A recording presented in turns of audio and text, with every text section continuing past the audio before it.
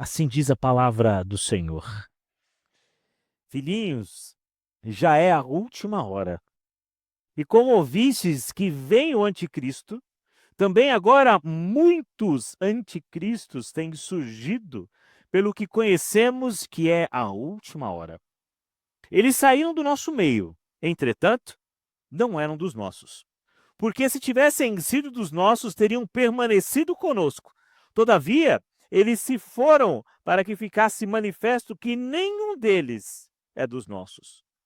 E vós possuís unção que vem do Santo, e todos tendes conhecimento. Não vos escrevi porque não saibais a verdade, antes, porque a sabeis, e porque mentira alguma jamais procede da verdade. Quem é o mentiroso, senão aquele que nega que Jesus é o Cristo? Este é o anticristo, o que nega o Pai e o Filho. Todo aquele que nega o Filho, esse não tem o Pai. Aquele que confessa o Filho tem igualmente o Pai. Permaneça em vós o que ouvistes desde o princípio. Se em vós permanecer o que desde o princípio ouvistes, também permaneceis vós no Filho e no Pai. E esta é a promessa que ele mesmo nos fez, a vida eterna. Isto que vos acabo de escrever é acerca do que vos procuram enganar. Meus irmãos, quero convidá-los mais uma vez a baixarem suas cabeças. Vamos orar e pedir a orientação do nosso Deus. Ó Pai querido, nós agradecemos ao Senhor nesta noite, porque estamos diante da Tua palavra. E, ó Deus, ao longo de tantos séculos, a Tua palavra tem instruído e falado à igreja. E assim como ela fez e ela fará, e nós temos certeza disso, nós pedimos mais uma vez que o Teu Santo Espírito, ó Deus, ilumine o coração de cada um aqui, aquele que fala. Porque, ó Pai, nós sabemos muito bem que a Sua palavra, ela é aplicada em nós só através do Espírito Santo. Do contrário, a Deus, são apenas palavras ou conhecimento humano, mas nós entendemos que é a tua palavra falar no nosso coração. Por isso, Senhor, nesse momento pedimos que o teu Espírito Santo unja o nosso coração para entender com profundidade o que o Senhor tem para nós nesta noite. É o que nós te pedimos em nome de Jesus. Amém. Irmãos, não é de hoje, e a gente sabe muito bem disso, que nós ouvimos vozes dissonantes. Ou seja, pessoas que defendem e que criticam alguma coisa. Eu lembro que, alguns anos atrás, eu ouvi uma pesquisa que dizia o seguinte: tomar café faz mal para a saúde. E para quem me conhece, sabe que eu sou um exímio tomador de café, não conhecedor. E eu fiquei pensando, poxa vida, vou ter que parar com o meu cafezinho pela manhã, aquele um pouquinho depois da manhã, aquele um pouquinho antes do almoço, aquele depois do almoço e aquele na tarde, né? Talvez alguns outros que eu tenha me esquecido aqui.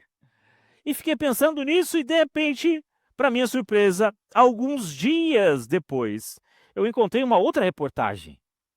E agora, para minha boa surpresa, eu vi que tomar café não fazia mal à saúde, como aquela primeira reportagem falava. E segui a minha vida. Em determinado momento, eu li uma outra reportagem que dizia que o ovo faz mal para a saúde. E fiquei pensando, poxa, então é o momento de eu cortar da minha alimentação. Meses depois, eu li uma outra reportagem que dizia que o ovo faz bem para a saúde. E é interessante porque, como a gente não tem um conhecimento técnico dessas coisas, a gente sempre se pergunta, mas afinal de contas, o que é verdade? Tomar ou não tomar, comer ou não comer, e de certa forma isso toma conta da nossa mente, porque a gente de alguma forma precisa exercer uma certa confiança em determinados profissionais ou áreas. Aliás, a gente não tem muita escolha quando você vai no médico.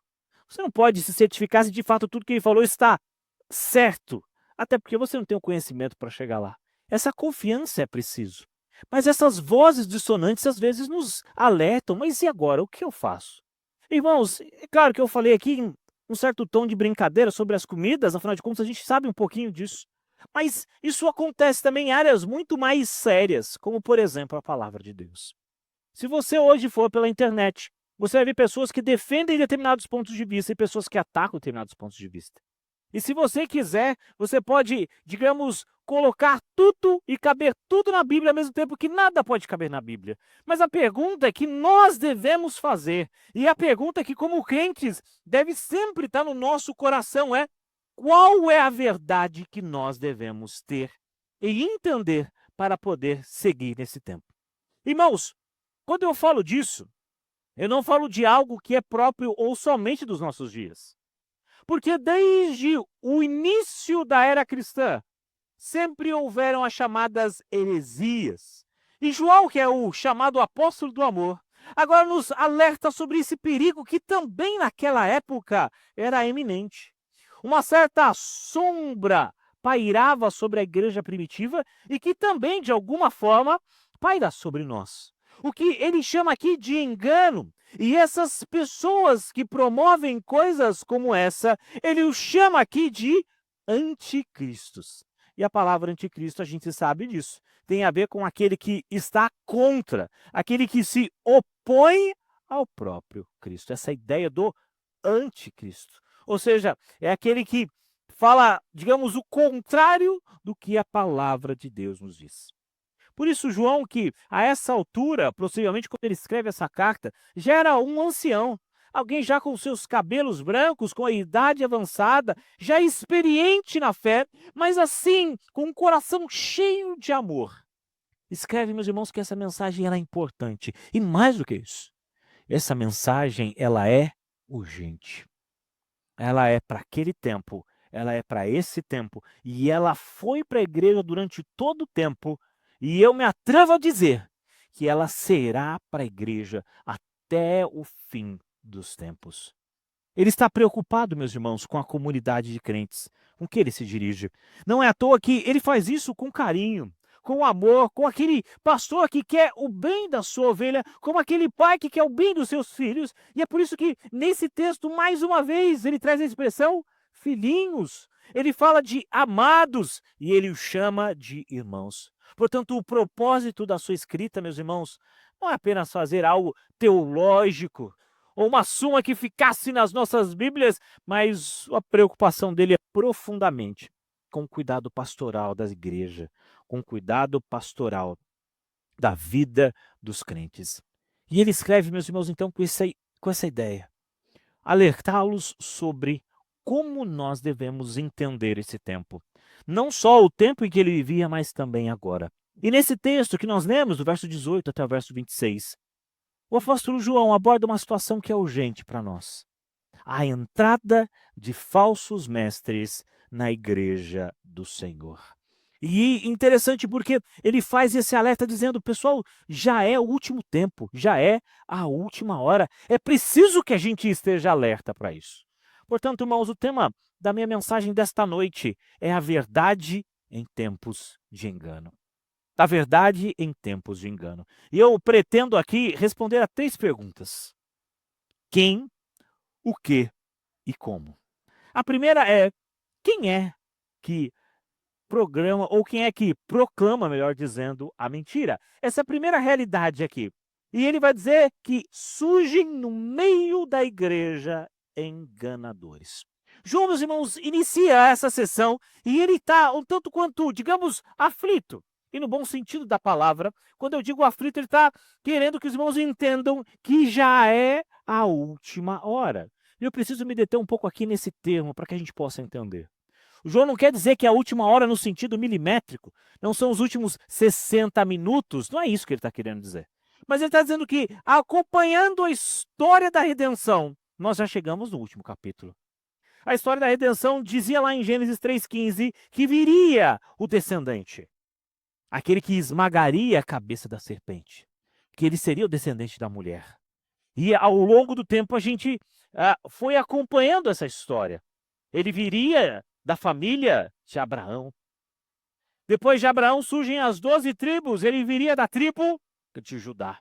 E dentro da tribo de Judá, ele viria da família de Davi.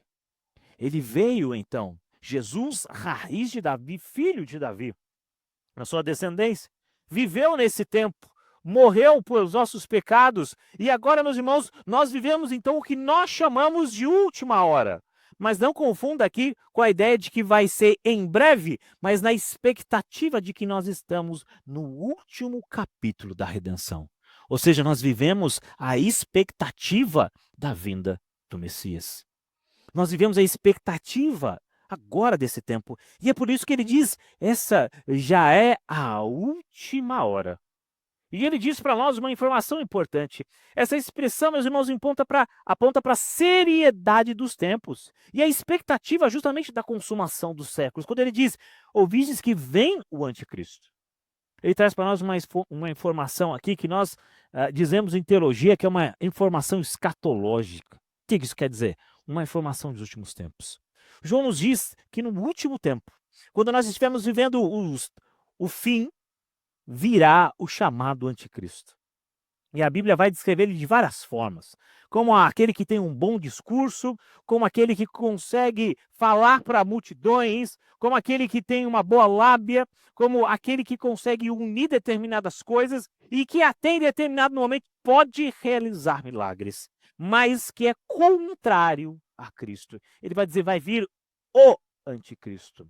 Mas interessantemente, ele diz também que vai vir e eles já são conhecidos. Então, o que o João está falando é para a igreja naquele momento, mas também é aplicado a nós, que vem muitos anticristos. E o que ele está dizendo é que vai vir muitas pessoas ensinando coisas erradas. Ou seja, a figura de que vai vir muita gente falando coisas erradas. E eles não são apenas oponentes, digamos assim, do evangelho, mas é interessante porque eles são aqui o inimigo interno. E isso, meus irmãos, de certa forma nos assusta. Porque o inimigo que João cita aqui, ele estava dentro da igreja. No verso 19, ele diz assim: eles saíram de onde? Do vosso meio. E, meus irmãos, ao longo do tempo, nós temos acompanhado coisas como essa. Eu não vou dizer o nome aqui, mas os irmãos mais antigos vão se lembrar. Nós tínhamos um grande nome, inclusive da nossa igreja, que prefigurava entre os maiores pregadores. Um cara com uma mente brilhante. Onde ele ia, milhares de pessoas iam para ouvi-lo. E quando jovem ali, adolescente, me lembro de também, em alguns momentos, ir lá. Me lembro muito claramente de um determinado dia em que nós tivemos aqui na igreja um mutirão.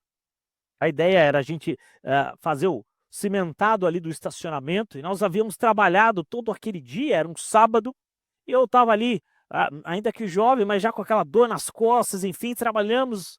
E eu me lembro de correr para casa, tomar um banho e pegar ali alguns amigos, enfim, a Bíblia, e ir até essa igreja, porque nós íamos ouvir esse pregador famoso. Chegamos na igreja, meus irmãos, não tinha lugar para sentar. E se os irmãos, né, acham que eu falo muito na pregação, você imagina ouvir de pé toda a pregação. Mas eu fiz isso. E nós saímos de lá maravilhados com a pregação daquele homem, querendo mudar, comprando seus livros. Tempos depois, saiu do nosso meio, saiu da nossa igreja. Ele contradiz tudo o que ele falou.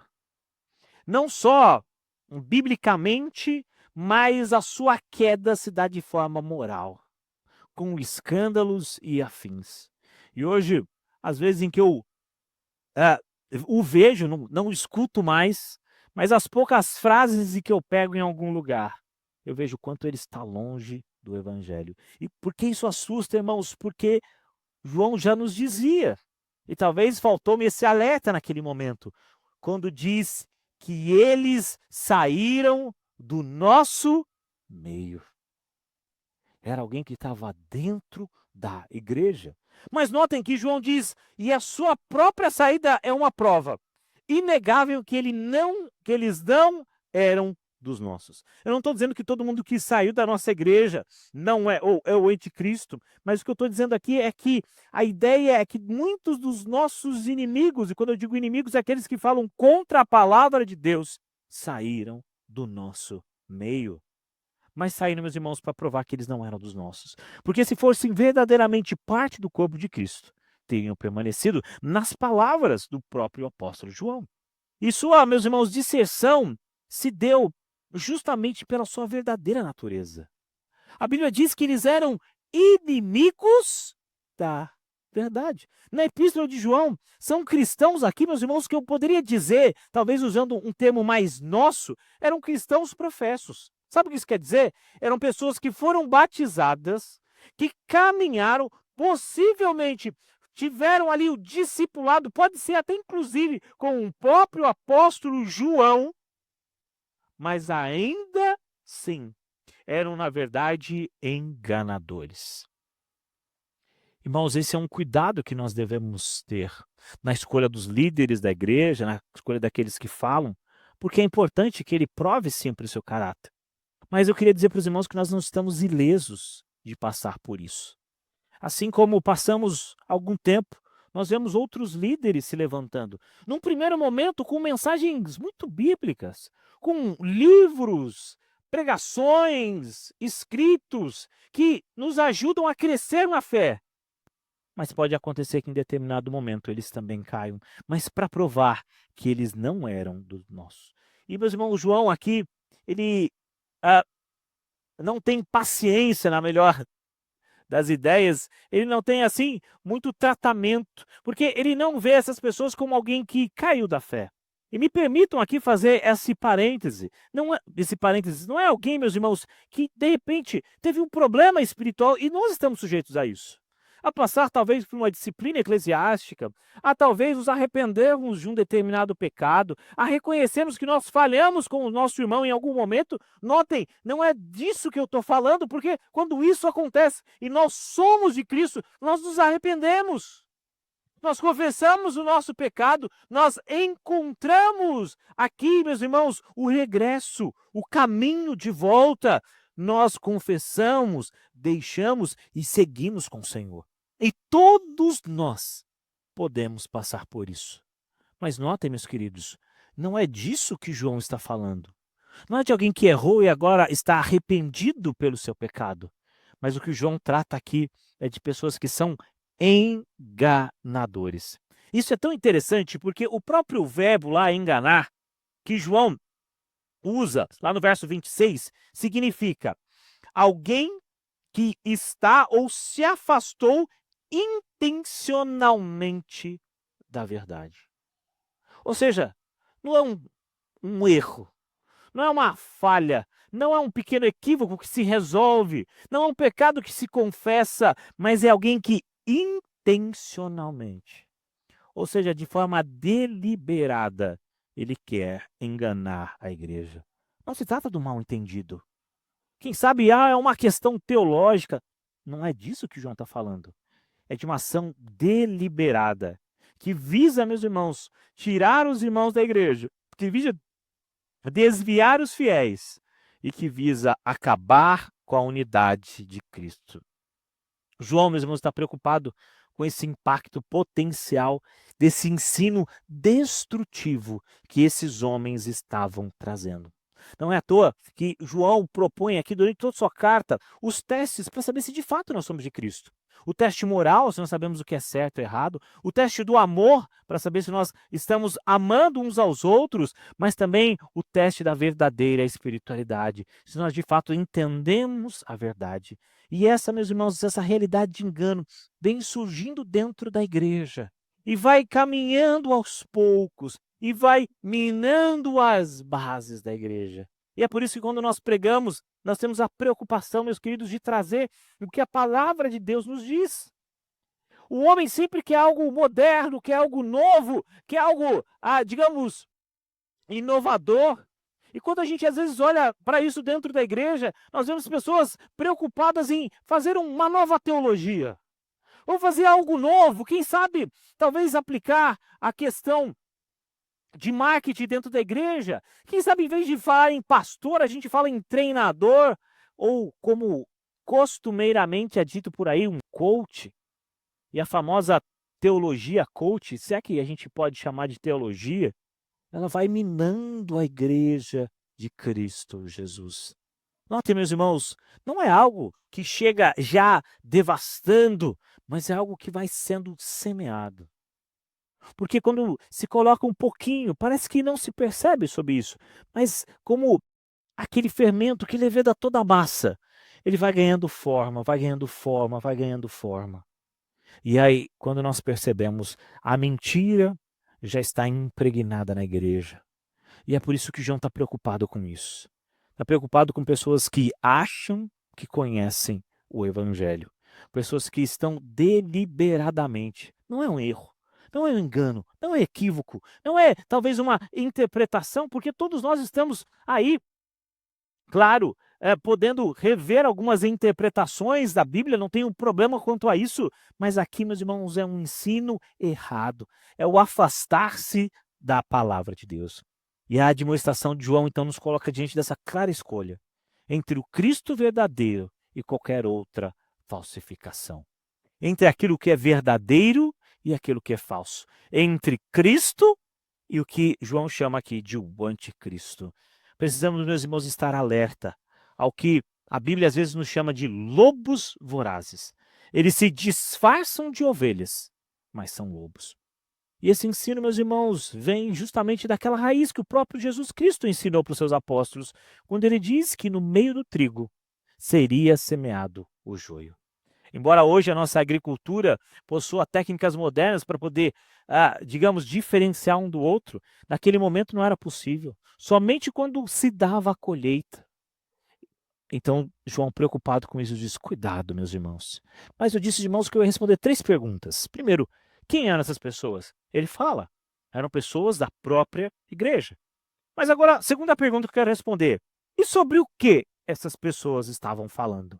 E os versos 22 e 23 nos dizem sobre a negação da pessoa de Cristo. Essa era a grande mentira, esse era o grande engodo, essa é a grande indignação, ou essa, melhor dizendo, essa grande enganação que eles pregavam. Que tipo de engano esses anticristos, então, esses enganadores estavam promovendo? Ele diz: quem é mentiroso, senão aquele que nega a Jesus, que é o Cristo? Ou seja, qual era a heresia pregada?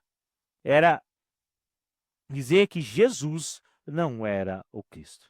Essa heresia, meus irmãos, nessa primeiro momento, ela tem a nos falar sobre a pessoa de Cristo, sobre quem Cristo era.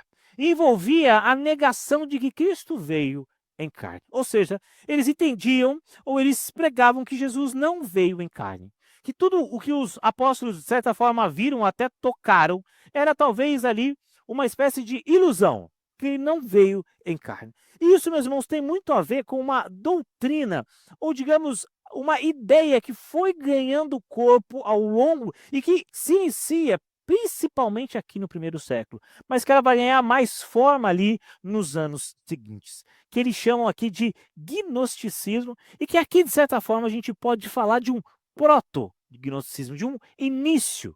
Ou seja, a crença que entendia que toda a carne é má. Ou seja, se a carne é má, então Cristo não veio em carne, porque Cristo é bom. Esse era um engano. E se a carne é má, a gente não precisa muito se preocupar com a questão moral. Se a carne é má, a gente não precisa muito se preocupar com as nossas relações. A gente não precisa muito se preocupar com o casamento ou coisa dessa natureza. Pelo contrário, a gente pode viver como a gente achar melhor, porque o que importa é o espírito. Irmãos, esse é o grande engano que João quer combater aqui. Porque ele diz: Jesus veio sim em carne. E eles estavam negando, e estavam aqui colocando esse falso ensino a respeito da relação de Cristo.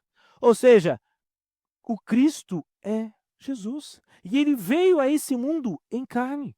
Ele veio a esse mundo no divino humano, humano e ao mesmo tempo divino, as duas naturezas em perfeita harmonia na pessoa de Jesus Cristo. E essa negação, meus irmãos, não é um ponto secundário. É justamente para minar a fé. Porque se nós tirarmos Cristo de cena, o João diz que todo aquele que nega o Filho, esse também não tem o Pai. E aquele que confessa o Filho tem igualmente o Pai. O que ele está dizendo é que se nós tiramos o Filho, nós não temos comunhão com o Pai. E se não temos comunhão com o Pai, acabou a nossa fé. Ou seja, está destruído todo o alicerce do cristianismo. Por isso João está preocupado com esse engano. Porque nota, irmãos, não são pessoas que querem agregar a igreja. Não são pessoas que estão preocupadas genuinamente uns com os outros. Tanto é que um dos testes é o amor. Eles não estavam preocupados se as pessoas estavam bem. Eles não estavam preocupados com o amor. O segundo teste, eles também não estavam preocupados com a vida moral. Eles podiam viver de forma muito promíscua e está tudo bem. Ou seja, eles estavam dando vazão ao seu coração. E como nós lemos na nossa liturgia, ele é mau. O que dá a entender, meus queridos, que a heresia, ela nasce no coração pecaminoso. O engano nasce de alguém que quer, ao mesmo tempo, ter um alívio na consciência, mas não quer deixar o seu pecado. É como se a gente pudesse, digamos assim, servir a dois senhores, o que o apóstolo João deixou claro. É isso que eles querem. Meus irmãos, toda a heresia nasce de um coração que está seduzido pelo pecado a tal ponto de não deixar o pecado, mas pelo contrário, querer conviver com esse pecado. O engano, meus irmãos, desses mestres era uma obra iníqua, porque pregavam ou privavam as pessoas de um verdadeiro relacionamento com o Pai. E a palavra de Deus nos diz que a verdadeira religião é aquela que está revelada em Deus e na sua palavra. Todo o contrário, tudo que nega isso é falso.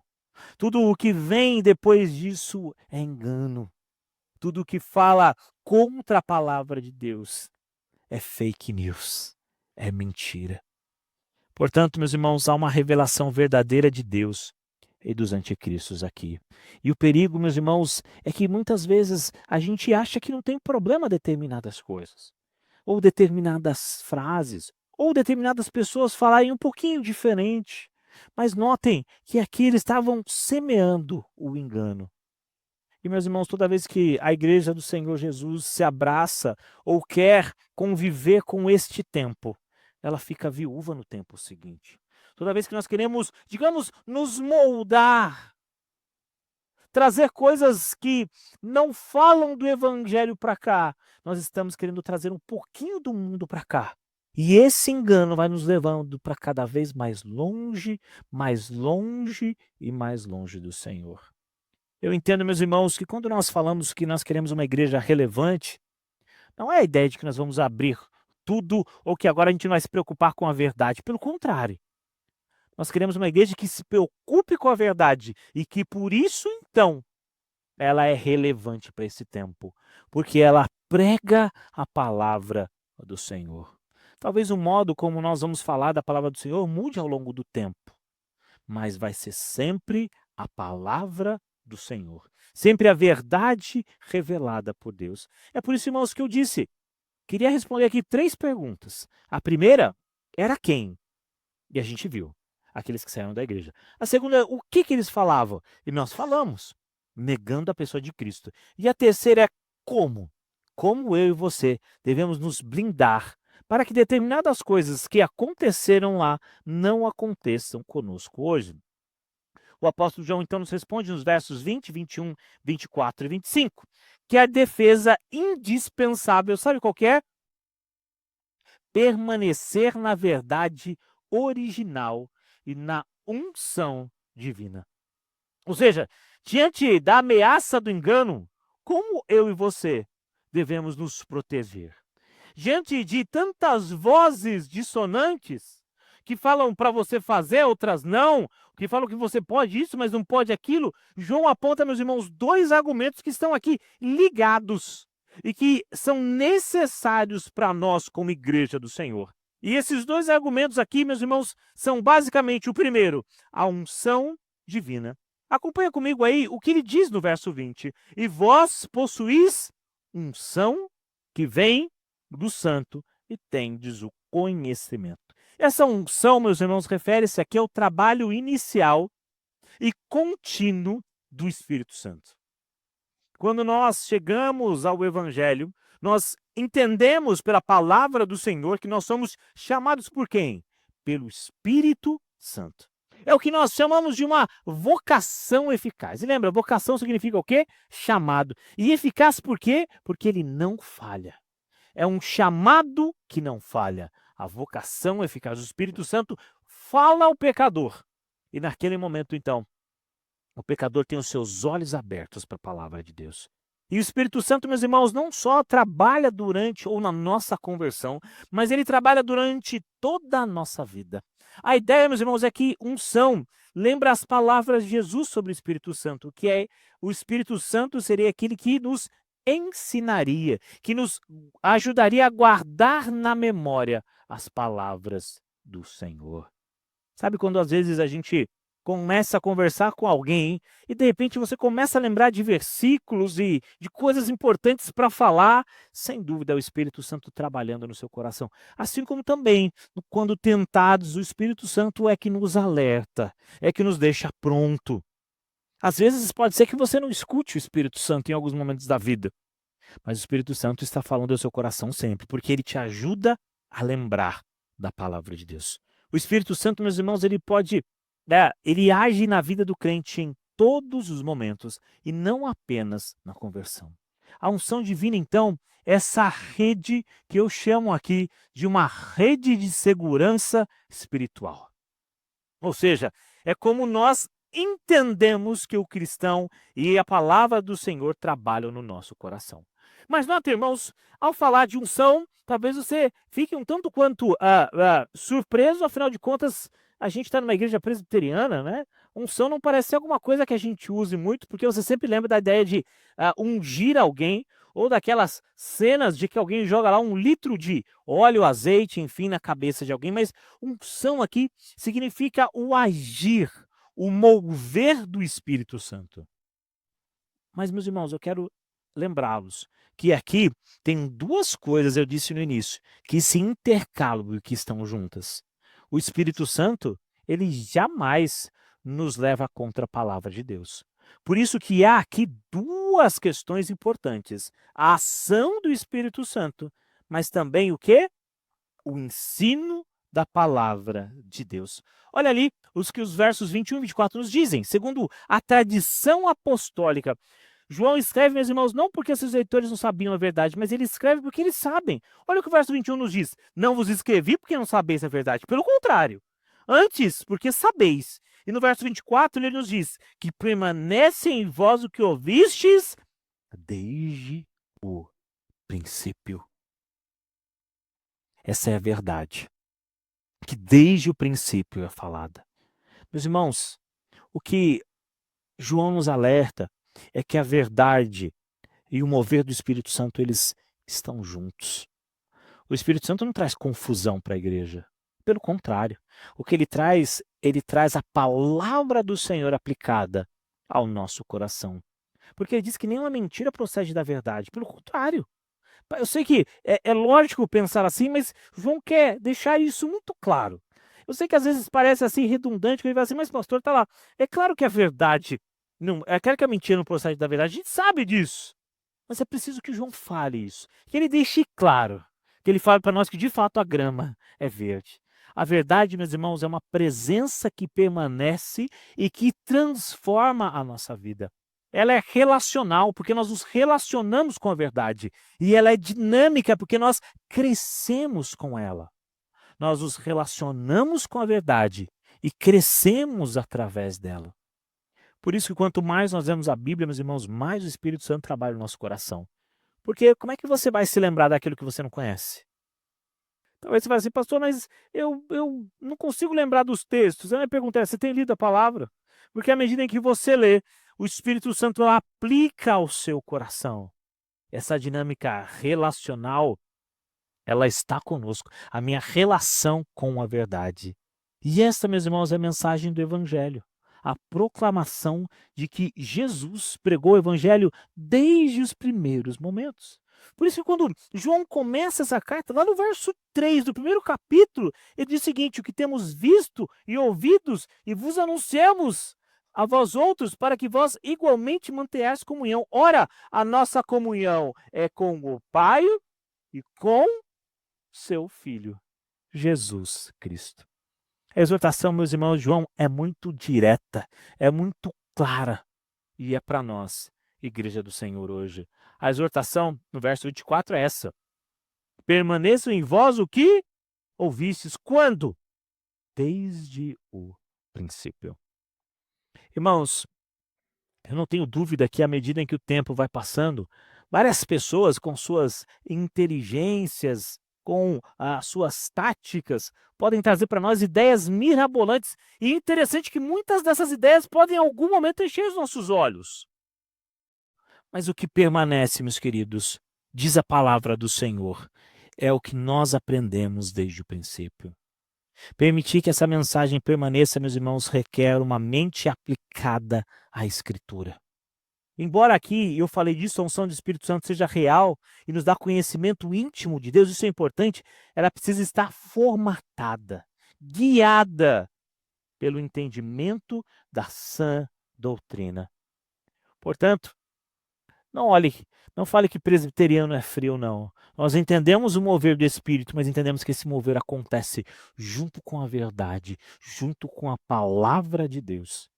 E quando eu falo mover do Espírito, eu espero que você esteja entendendo o que eu estou dizendo. Não é qualquer coisa de algo no sobrenatural, mas é Deus agindo em nós, no nosso coração, moldando a nossa vida, moldando o nosso caráter. E ele faz isso através do Espírito Santo e através da sua palavra. Essas duas coisas estão ligadas e andam juntos. Portanto, irmãos, a preparação bíblica e teológica ela é necessária para nós hoje. Não ache ou não sonegue o conhecimento da palavra de Deus no seu coração, porque é ela que te leva a permanecer firme. É ela que muda os corações. Se nós formos num lugar dos mais inóspitos possíveis, se você um dia for num presídio, e você vai ver que algumas pessoas ali, pela graça do Senhor, tiveram a sua vida mudada quando? Através da leitura da palavra, mas nunca através da leitura de outro livro. Você já viu algum preso dizer o seguinte: olha, eu vou mudar minha vida porque hoje eu li Aristóteles. Eu vou mudar minha vida porque hoje eu li o livro de autoajuda. Mas é a palavra de Deus que permite e que faz essa mudança. Portanto, irmãos, a preparação bíblica e doutrinária é importante. Não ache que a doutrina esfria. Não ache que a palavra deixa o quente mais frio. Pelo contrário, a palavra aplicada ao Espírito Santo nos deixa com um fervor ainda maior. Porque, meus irmãos, nós não podemos depender da nossa intuição, do nosso achismo, ou talvez querer basear a nossa vida nas experiências. A nossa experiência, quando muito e sendo muito boa, ela só valida o que Deus já falou. E se ela só valida o que a palavra de Deus disse, ela só está falando o que a palavra de Deus já de antemão nos ensinou. João, então, meus irmãos, estabelece essa dupla relação. Se em vós permanecer o que desde o princípio ouvistes, também permanecereis em vós o Filho e o Pai. Permanecer na verdade significa permanecer em Cristo Jesus. Significa permanecer no Pai. Significa permanecer no Filho. A comunhão com o Pai e o Filho, meus irmãos, é o objetivo da proclamação apostólica. É o objetivo dessa carta de João, quando diz, olha, eu quero que vocês permaneçam em Cristo Jesus. E ele diz algo muito interessante quando no verso 25 ele diz, o que eu estou falando para vocês é porque vocês já têm a vida eterna. Ele diz, e esta é a promessa que ele mesmo nos fez, a vida eterna. É o resultado de uma fé genuína. Uma fé genuína, meus irmãos, é aquela que nos garante que nós temos a vida eterna. O que eu estou dizendo aqui, meus irmãos, não é orgulho. Não é para a gente falar assim, quem é você para pensar que você tem a vida eterna? É a palavra do Senhor que nos dá essa segurança, porque se dependesse de mim, eu não teria. Mas o que a Bíblia nos diz é que não é de nós, mas é a palavra que diz, ele fala, e ele mesmo fez a vida eterna. E como é bom quando nós lemos a Bíblia. E mesmo a despeito de quem nós somos, nós entendemos a palavra do Senhor. Meus queridos, eu quero caminhar aqui para a minha conclusão. Mas antes de concluir, eu quero fazer algumas aplicações importantes para nós hoje. Quero que você saia daqui levando algumas coisas importantes para a sua vida, para o seu dia a dia, para compartilhar com a sua família. Nós temos visto aqui os nossos irmãos e as famílias aqui da igreja fazendo ali as suas devocionais. Eu gostaria muito que depois ou você visse na internet, ou que você anotasse, mas que você levasse as aplicações para devocional da sua casa. E a primeira coisa que eu queria que você levasse é: valorize e estude a Bíblia. Poxa, pastor, mas você já falou isso tantas vezes e eu quero repetir isso várias e várias vezes. Irmãos, em tempos onde a verdade é relativizada, em tempos em que tudo é relativo, e alguns que rejeitam determinados padrões doutrinários, nós precisamos entender que o que cremos, meus irmãos, é importante. A teologia não é inútil. Aliás, falar isso dói até no nosso coração, e o seminarista Gustavo concorda comigo. A gente passa, irmãos, anos estudando. Não é algo inútil, pelo contrário, nós estamos estudando o que é mais importante, porque, meus irmãos, é vital para o nosso discernimento do erro. Se você quer saber o que é verdade ou não, conheça a palavra de Deus. Você quer saber o que é verdadeiro? Conheça a palavra de Deus. E eu só consigo identificar o falso quando eu conheço muito bem o que é verdadeiro. Portanto, se aplique nisso. A Escritura, meus irmãos, nos fala da palavra do Senhor em vários momentos e de como ela deve ser aplicada ao nosso coração. Portanto, tenha o compromisso de ser alguém ávido por ouvir, por estudar e por ter a palavra no seu coração. Estude a Escritura seriamente. E de verdade, meus queridos, para de ler aquele salmo correndo quando você sai de casa, achando que você está fazendo a devocional. A gente já tem que crescer um pouco mais. Leia um livro sequencialmente. Não abra no Salmo 117, que é o menorzinho, né? Lê correndo, faz a sua oração de qualquer jeito e vai para o trabalho. Eu não estou falando desse tipo de coisa. Estou falando de gente que se aplica à leitura, que lê livros de forma sequencial. Comece a ler o Evangelho de Lucas e vai até o final. Comece o Evangelho de Atos e vai até o final. E se você está aí na unção mesmo para olhar, comece em Gênesis, meus irmãos, e vai até Apocalipse. Leia sequencialmente. Entenda o que você está lendo. Pastor, não estou entendendo isso, aquele versículo. O que é essa ideia de contexto que vocês falam toda hora aí? Irmãos, a gente está sempre aberto a isso. Eu não tenho dúvida que se você chamar os presbíteros, os seminaristas, ele vai falar isso para você com muita alegria, porque a gente estuda para isso. E a gente quer que a igreja seja abençoada pela leitura da palavra. Mas a segunda aplicação que eu quero colocar para os irmãos aqui: confie, meus irmãos, de que nós somos guiados pelo Espírito Santo da verdade. A unção do Espírito, meus irmãos, ela é real e ela nos capacita a ter conhecimento. Mas notem que não estou falando de algo que é pregado por aí, do tipo coisas mirabolantes, mas o Espírito Santo nos capacita à verdade, a entender com o coração e aplicar. Essa unção, ela opera junto com a verdade revelada do Senhor. Não separa o Espírito e a palavra, elas estão aqui, ó, indivisíveis. A palavra que o Espírito Santo usa é a palavra de Deus. E é ela que nos protege, é ela que nos guia, é ela que nos guarda, e é ela que nos dá uma mente orientada para a palavra de Deus. Terceira questão: guarde, meus irmãos, a comunhão baseada na verdade. A saída dos enganadores naquele momento causou talvez uma pequena divisão. Mas João fala: olha, esses não eram nossos. Portanto, eles não eram da igreja. Promova, meus irmãos, a comunhão genuína. Não é a qualquer custo. Ah, pastor, deixa isso de lado. Não precisa ser tão careta com a Bíblia. Não é isso. A nossa comunhão, ela está baseada na palavra do Senhor. A comunhão com Deus e com os irmãos, meus irmãos, permanece através da palavra de Deus e se dá para lá. E quarta questão aqui que eu queria que você se lembrasse, levasse para sua casa.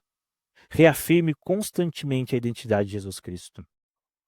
A confissão de que Jesus é Cristo e o Filho de Deus é central e inegociável para nós. É nessa confissão que se baseia nosso relacionamento com Deus.